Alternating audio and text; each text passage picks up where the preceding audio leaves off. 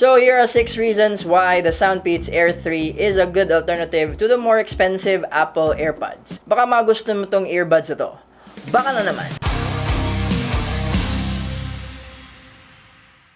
Alright, quick disclaimer, this is not a technical, in-depth review of these earbuds, but more of practical and experience-based review in using these earbuds for a month now. So with that out of the way, let me move on to the first reason why you should buy these earbuds, and that is comfort. And as I've said before, I'm not a fan of headphones, earbuds, and whatnot because I easily become uncomfortable. But when I use the Soundpeats Air 3, and this is no BS whatsoever, I like it because it's light and it's small and it's not overwhelming to the ears, so that's very good. But you just have to be careful because you might forget that you have something in your ears and you might just lose it altogether. And apart from the earbuds being small, the charging case is also very small, which is very good because it won't be bothersome when you put it inside your pocket. Another reason to like these earbuds is it is IPX5 rated, which means it is water resistant. You can use it during workouts and you can even use it outside when it's drizzling. It can survive that because again, it is IPX5 rated. Just don't submerge it in the water because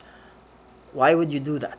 Another thing that I liked about the Soundpeats Air 3 is its unnoticeable latency, to the point that you don't really feel or experience latency at all. And not only that, it also has a gaming mode feature that you can turn on using the touch control on the earbuds, which basically eliminates or even improve the latency even more. So that's pretty cool for gaming situations, watching movies, and all that good stuff. And moving on to the sound quality, the Soundpeats Air 3 sounds really good. It's a little bit boosted on the bass, which is good enough to give you that bass tickle, but not too loud and not too strong to give you headaches. And personally, I think it has a great balance between the bass and the treble because you don't really lose that clarity on the mid and the high end. So that's very good again for music playback, watching movies, and playing games. Alright, so you might ask, is it good as advertised when it comes to battery life? The answer is yes. On paper, it's expected to run for 5 hours on continuous use, and during my test, it gave me approximately 4 to 5 hours range because I was